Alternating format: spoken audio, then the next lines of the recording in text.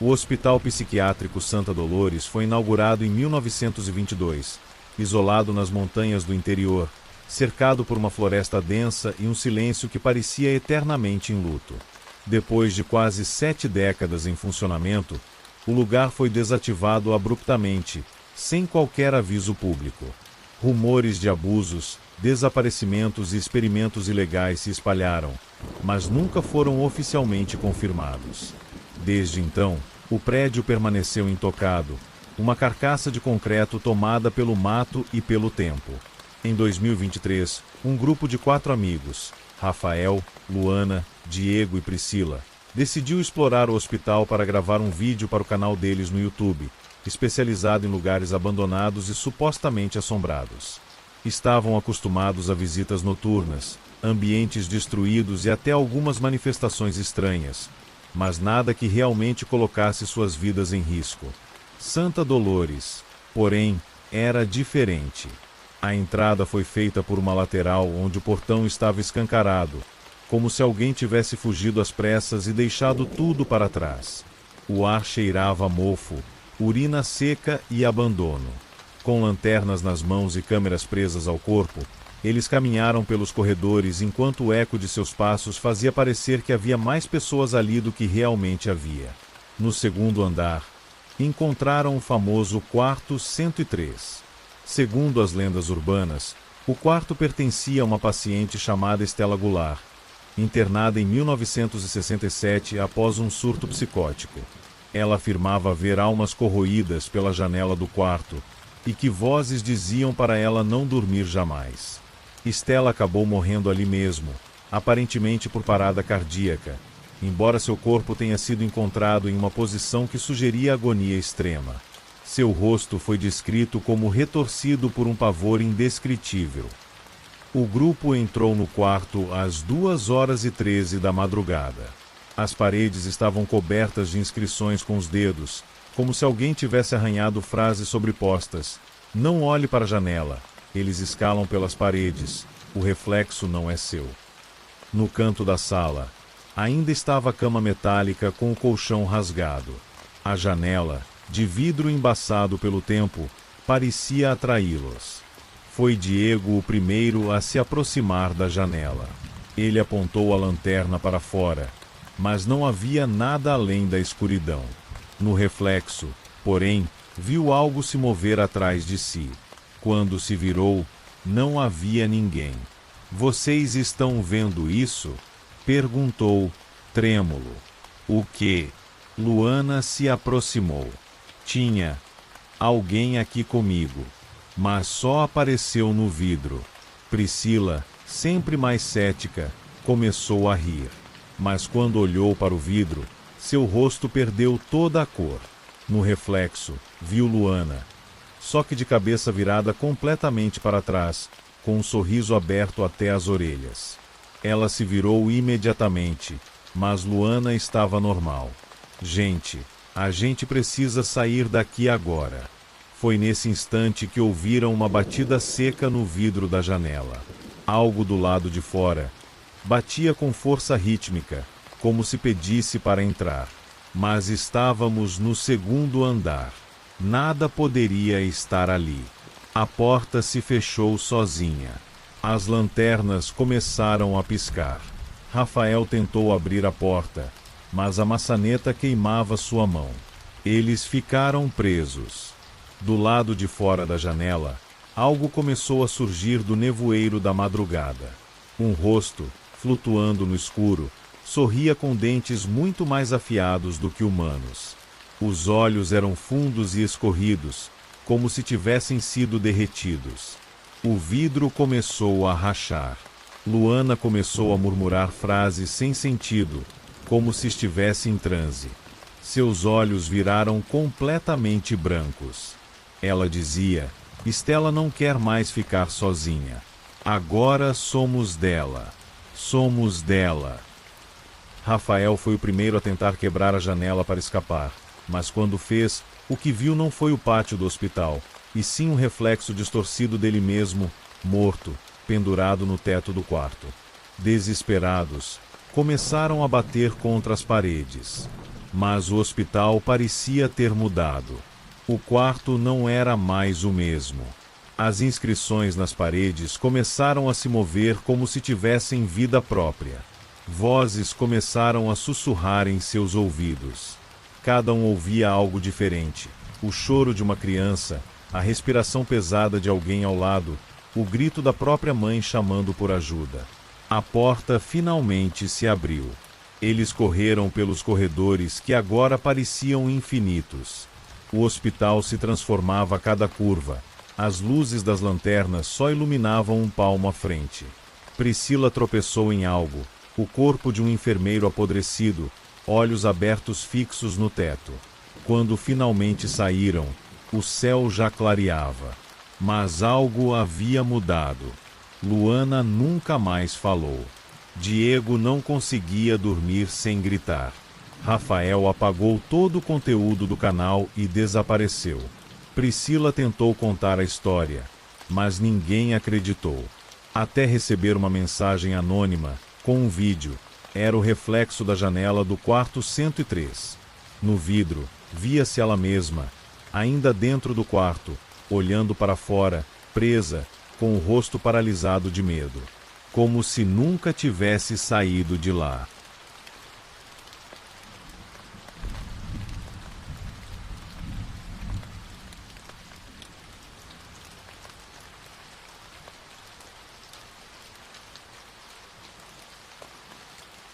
No topo de uma colina seca do interior do Goiás, havia uma antiga mansão colonial que parecia ter sido arrancada do século XIX e esquecida no tempo. Construída com pedras avermelhadas e janelas de madeira entalhada, ela era conhecida pelos moradores da vila vizinha como a Casa dos Sinos Quebrados. O nome vinha de uma torre central, que abrigava 3 sinos de bronze, enferrujados e rachados, que jamais soavam. Diziam que os sinos pararam no mesmo dia em que toda a família que ali morava, os Delmari, desapareceu sem deixar rastros, em 1933. O patriarca, Alfredo Delmari, era um rico barão do café, conhecido por seu temperamento violento e obsessivo. Reza a lenda que ele fazia rituais na biblioteca da casa, buscando comunhão com entidades antigas para manter sua fortuna intacta. Seus 7 filhos nunca eram vistos fora da propriedade, e a esposa, uma mulher franzina e pálida chamada Beatriz, era dita como prisioneira ali dentro. Depois da noite em que os sinos ecoaram por última vez, ninguém mais entrou na casa. O caseiro foi encontrado pendurado por correntes no celeiro. Um cheiro de carne queimada saía das janelas. E durante 3 dias, corvos sobrevoaram a mansão como um enxame, antes de desaparecerem de vez. Quase 100 anos depois, a casa continuava de pé, imponente e devorada por trepadeiras secas. E foi ali que 3 estudantes universitários, Lívia, Mateus e Jonas, decidiram gravar um documentário para o YouTube, parte de um projeto sobre lugares malditos do Brasil. Chegaram à vila e foram recebidos com olhares de censura. Os mais velhos não queriam nem ouvir o nome da casa. Um deles, um senhor cego chamado Sebastião, agarrou o braço de Lívia e disse, com a voz tremendo: "Os sinos. Eles soam quando alguém entra. E quando tocam, é para avisar que mais um vai ficar." Subiram a colina ao entardecer. A mansão parecia maior de perto. As janelas estavam escuras como bocas abertas. A porta principal cedeu com um estalo seco, revelando um saguão coberto de poeira e folhas mortas. Lívia foi a primeira a notar. O ar ali dentro tinha cheiro de velas gastas e ferrugem. A escada em espiral subia até a torre, onde os sinos estavam. Gravaram vídeos enquanto exploravam a sala de jantar, ainda posta, como se um banquete tivesse sido interrompido às pressas. Velhos talheres de prata, taças manchadas com algo escuro e seco. No centro da mesa, uma cadeira caída e pegadas de pés descalços. Quando chegaram à biblioteca, a câmera de Jonas falhou. A sala tinha centenas de livros em línguas desconhecidas. No chão, símbolos riscados em carvão, e no teto, manchas negras como fuligem.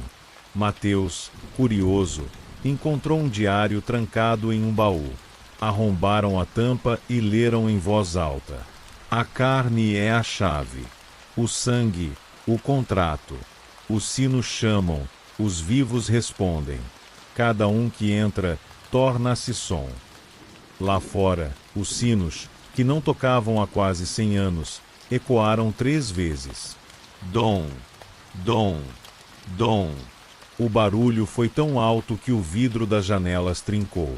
As luzes da lanterna começaram a falhar. Uma presença se espalhou pela casa. Escadas estalaram sozinhas. E, no espelho da parede, os 3 viram reflexos de pessoas que não estavam ali com eles. Beatriz apareceu primeiro, pálida, os olhos costurados com linha preta. Caminhava pela sala sem tocar o chão, deixando um rastro de água. Depois vieram as crianças, os filhos de Alfredo, todos com bocas costuradas, mas rindo em silêncio. E então, Alfredo. Seu rosto estava em carne viva, como se tivesse sido arrancado e colado de volta de forma errada. Em suas mãos, segurava um martelo e correntes. A mansão os engoliu. Jonas tentou fugir pela porta da frente, mas ela havia desaparecido. No lugar, uma parede de pedra onde, segundos antes, havia uma saída. Mateus gritou, mas sua voz sumiu no ar. Lívia, em choque, subiu até a torre na tentativa de pedir ajuda. No alto, encontrou os sinos. Mas havia algo pendurado dentro de cada um. Cabeças. Cabeças humanas, com os olhos abertos, fixos nela. Ela gritou, mas a única resposta foi o som dos sinos tocando sozinhos de novo. Dom, dom, dom. No dia seguinte, um grupo de busca enviado pela polícia subiu até a mansão. Não encontraram ninguém. Apenas uma gravação no celular de Jonas, interrompida por uma risada grave que dizia: "Mais 3 se somaram à música." Desde então, moradores da vila relatam ouvir sinos ao entardecer. Sempre 3 toques. Sempre no mesmo horário. E às vezes, quando o vento sopra da colina, dá para ouvir passos na terra seca e risos de crianças costuradas.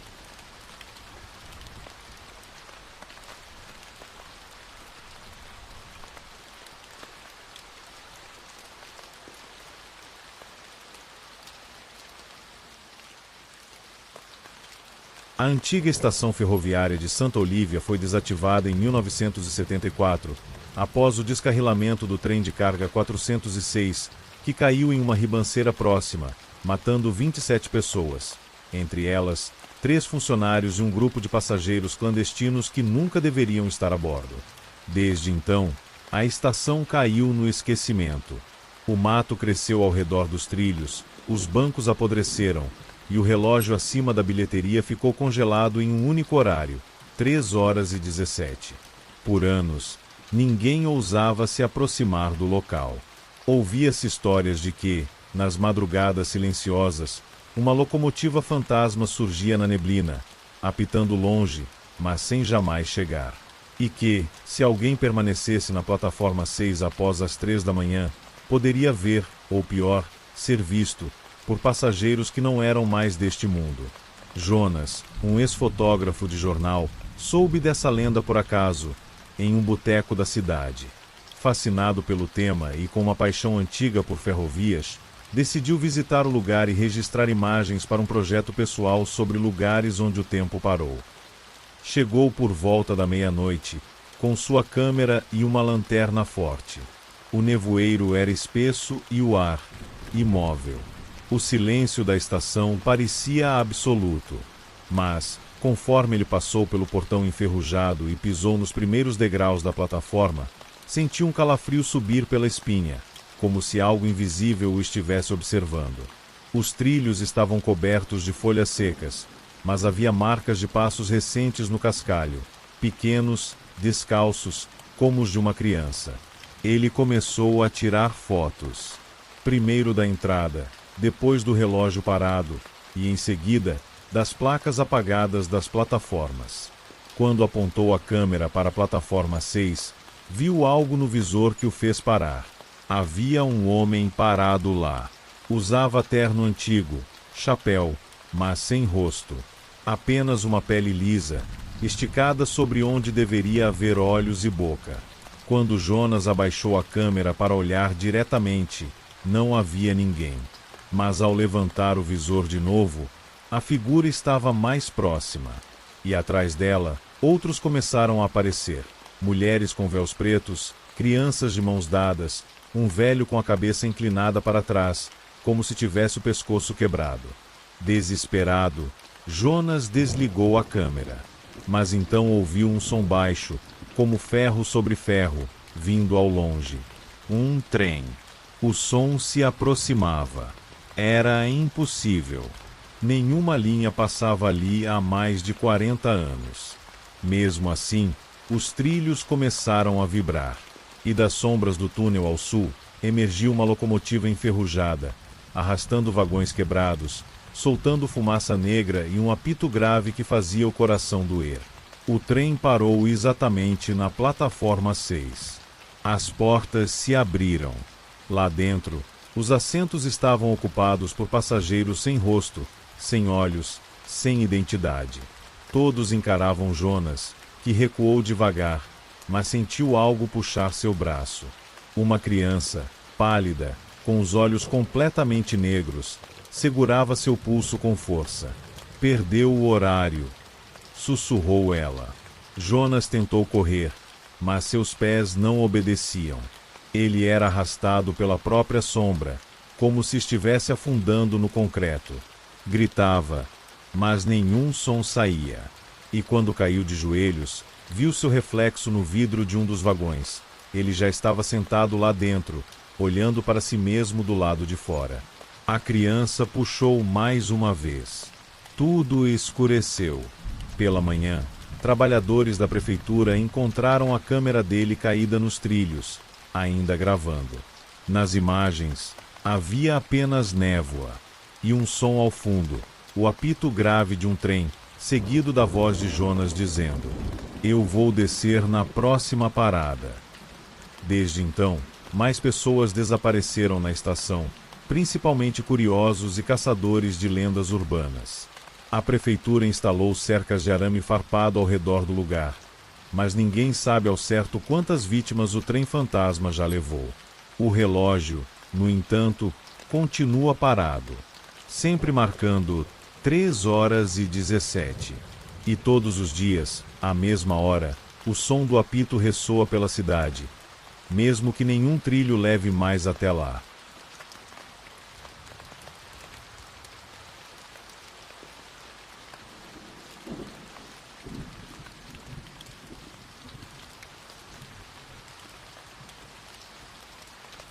O Hospital Santa Leopoldina fechou suas portas em 1998, após mais de 60 anos de funcionamento. Localizado nos arredores de uma cidade pequena do interior de São Paulo, o prédio era imponente, de arquitetura brutalista, paredes cinzentas, corredores longos e frios. Mas o que mais chamava atenção era a ala psiquiátrica, abandonada desde os anos 80. Ali, segundo antigos funcionários, ficava o famigerado quarto 313.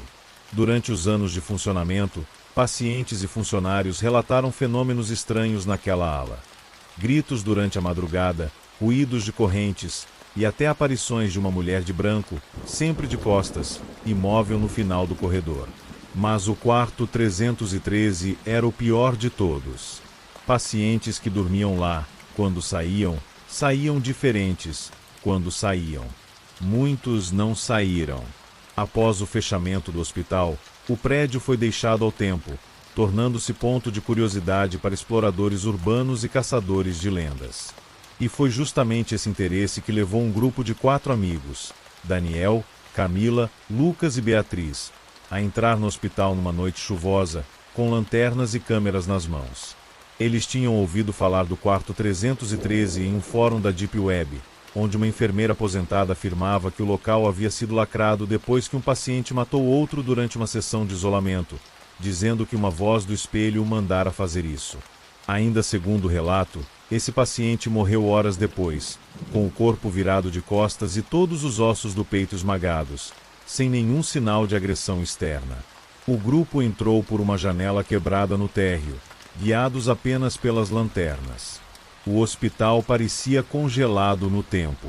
Maçãs viradas, equipamentos enferrujados, prontuários espalhados como se todos tivessem fugido às pressas. No terceiro andar, encontraram a ala psiquiátrica. Portas metálicas, algumas abertas, outras seladas com tábuas. O clima era sufocante. O silêncio parecia ter peso. Camila foi a primeira a perceber algo estranho. Disse que sentia como se alguém estivesse andando atrás deles, mas sempre que virava, não havia nada. Lucas começou a reclamar de dor de cabeça forte, como pressão nas têmporas. Beatriz achou que era apenas o medo. Mas Daniel, sempre o mais curioso, insistiu que procurassem o quarto 313. E encontraram. Era o único quarto com a porta trancada com correntes, mas Daniel tinha trazido um alicate de corte. Com esforço, arrebentou as correntes. O quarto estava escuro, mas limpo, quase limpo demais, como se alguém ainda cuidasse dele. Não havia poeira, nem teias de aranha. No canto, uma cama de metal com lençóis brancos impecáveis. Um espelho quebrado na parede oposta, e sobre ele, escrito com o que parecia ser sangue seco: "Você não deveria ter aberto." Camila recuou, dizendo que ouviu alguém sussurrar seu nome. Lucas caiu de joelhos, tapando os ouvidos, dizendo que algo estava gritando dentro da sua cabeça. Daniel entrou no quarto e encarou o espelho, ou o que restava dele. E então, viu algo refletido, uma figura deitada na cama, mesmo que, a olho nu, não houvesse ninguém lá. "Tem alguém aqui", murmurou e deu 2 passos adentro. A porta se fechou com força. Camila gritou. Eles tentaram abri-la, mas algo segurava do lado de dentro. Daniel começou a berrar. Batidas vindas de dentro do quarto ecoavam pelo corredor. Quando finalmente conseguiram arrombar a porta, Daniel estava em pé, de costas, olhando para o espelho. Estático. "Daniel?" chamou Beatriz. Ele virou-se devagar, os olhos completamente pretos, um sorriso cortando a face de orelha a orelha. Mas não era um sorriso humano. Era algo deformado. Ele disse apenas: "Ela acordou." As luzes piscavam. Um som agudo, como um apito de metal sendo rasgado, encheu o andar. Beatriz desmaiou. Lucas vomitou sangue. Camila correu, arrastando os dois para fora. Ao olhar para trás, viu a figura da mulher de branco no final do corredor. De costas. Imóvel. No dia seguinte, apenas Camila foi encontrada na mata próxima, desorientada, com feridas nas pernas e dizendo coisas sem sentido. Lucas apareceu uma semana depois, em choque catatônico, vagando pelas ruas da cidade, incapaz de falar. Beatriz nunca foi localizada. E Daniel? Dizem que ainda está no quarto 313, que o espelho voltou a ser inteiro. E se você for até lá, numa noite de chuva, poderá vê-lo refletido, de pé, com o olhar fixo no seu, esperando você entrar.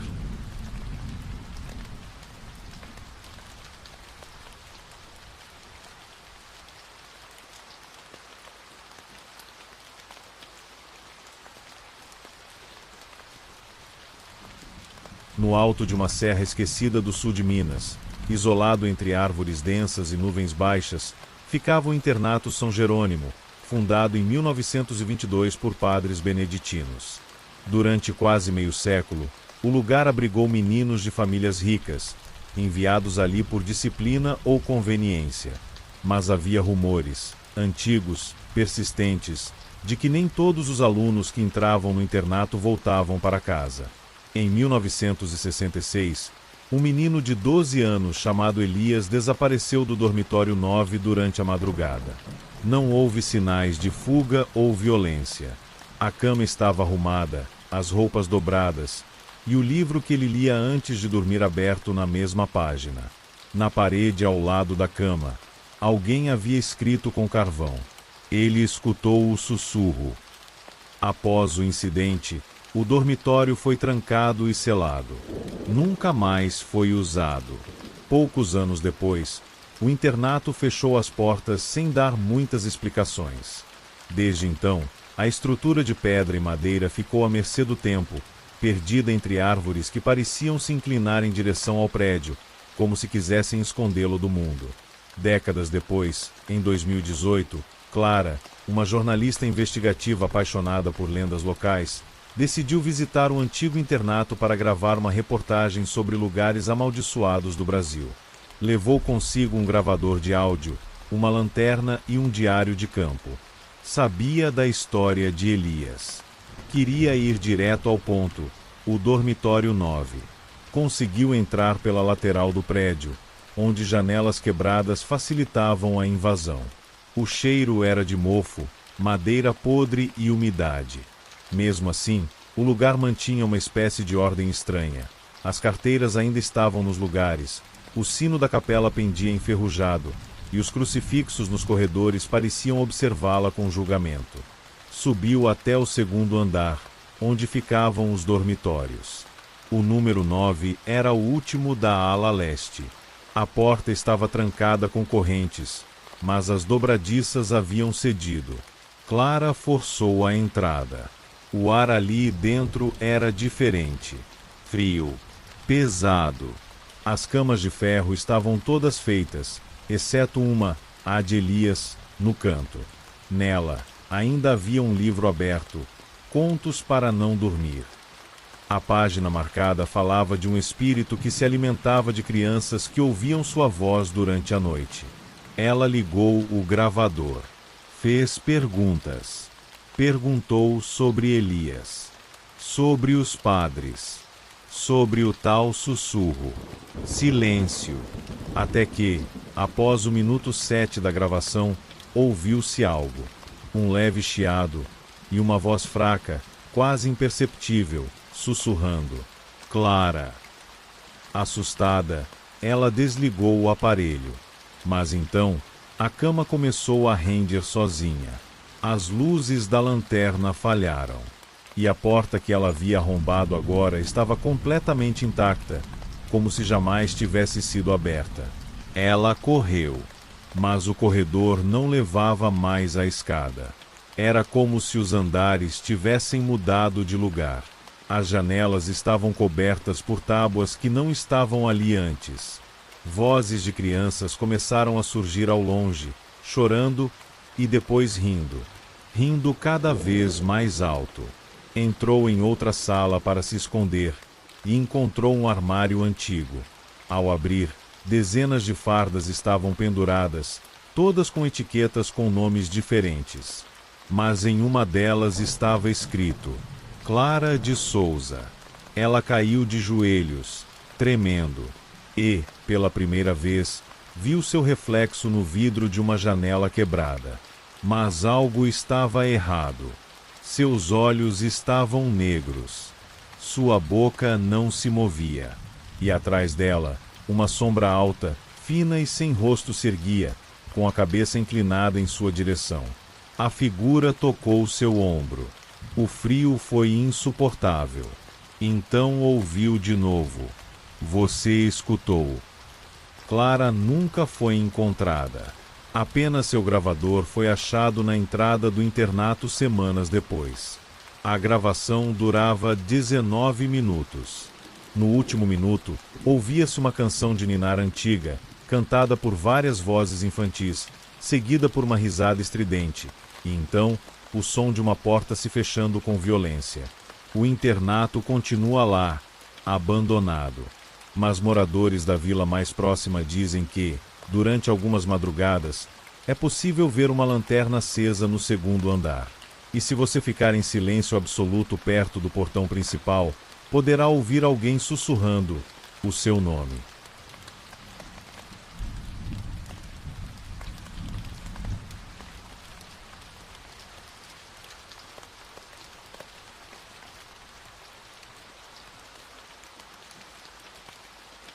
A estrada de terra que levava até o antigo casarão dos Ferraz era esquecida até mesmo pelos mapas mais atualizados. Localizada no interior de Minas Gerais, cercada por matas densas e árvores retorcidas, a propriedade era evitada pelos moradores da cidade vizinha há décadas. Dizia-se que algo ruim morava ali, algo que nunca foi embora, mesmo após todos os Ferraz desaparecerem em uma única noite de 1974. Era uma casa colonial enorme, de janelas altas e madeira enegrecida pela chuva e pelo tempo.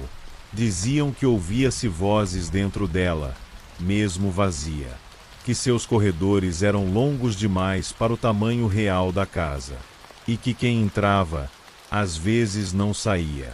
Foi justamente esse tipo de lenda que atraiu Júlio, Marcela e Thalita, 3 jovens estudantes de antropologia interessados em mitos brasileiros e assombrações locais. A ideia era documentar uma noite no casarão e fazer um pequeno documentário para o curso. Eles chegaram numa tarde nublada, com o céu ameaçando chuva. Carregavam câmeras, gravadores e lanternas. A casa parecia abandonada, mas em bom estado. Nenhuma janela quebrada. A porta principal escancarada como se aguardasse uma visita. Entraram sem dificuldades. O interior estava tomado por poeira e o cheiro denso de madeira úmida. Havia móveis ainda no lugar, quadros pendurados, todos retratando membros da família Ferraz, mas com rostos borrados pelo tempo ou deliberadamente riscados com algo afiado. Marcela comentou em voz baixa que sentia um arrepio constante desde que cruzaram a porta. Thalita já pensava em desistir. Júlio, o mais cético, ria de tudo. Essas histórias são só para manter os curiosos longe.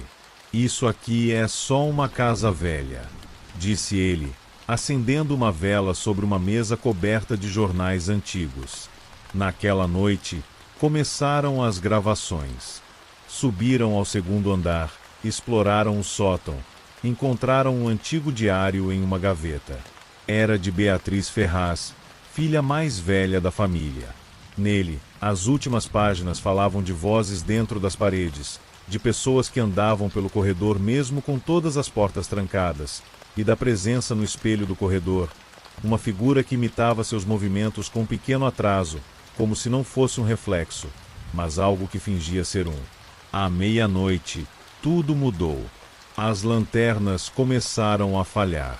Um som como passos descalços correndo pelo andar de cima os fez congelar. Mas não havia ninguém lá além deles.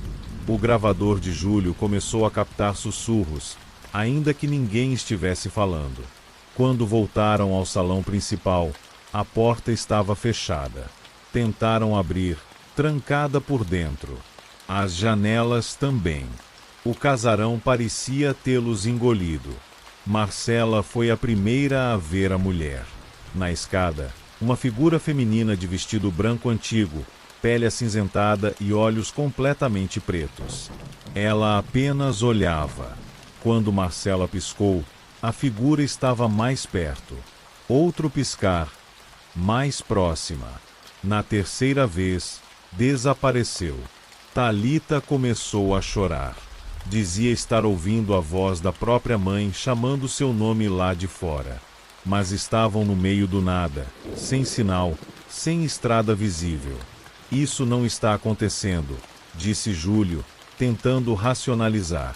Mas então viu, no espelho do corredor, seu reflexo se movia com atraso, e às vezes, nem se movia. Ele levantava o braço, e a cópia o fazia 5 segundos depois.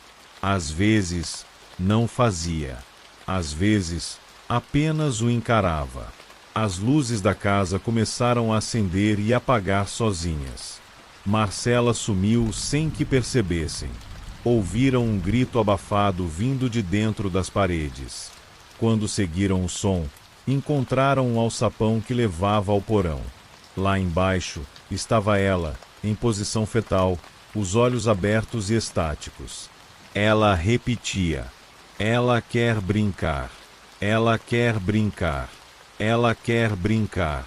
Júlio tentou tirá-la de lá, mas algo o puxou de volta. Um braço saído da escuridão, pálido como vela, com unhas pretas e longas. Thalita correu para o andar de cima, mas a escada parecia não ter fim. Corredores surgiam onde antes não existiam. A casa estava viva e queria que eles ficassem. Horas depois, quando o sol começou a nascer, moradores da vila encontraram Thalita correndo pela estrada de terra, suja, descalça, com os olhos cheios de lágrimas e lama. Ela não lembrava como saiu. Marcela e Júlio nunca foram encontrados. Meses depois, alguém invadiu a casa novamente. Dizem que ouviram vozes chamando por ajuda, as vozes de Júlio e Marcela, vindas do espelho do corredor. Eles pediam para sair, mas ninguém ousou entrar. O casarão permanece lá, intocado, sempre esperando. E às vezes, dizem que dá para ver alguém espiando da janela do segundo andar.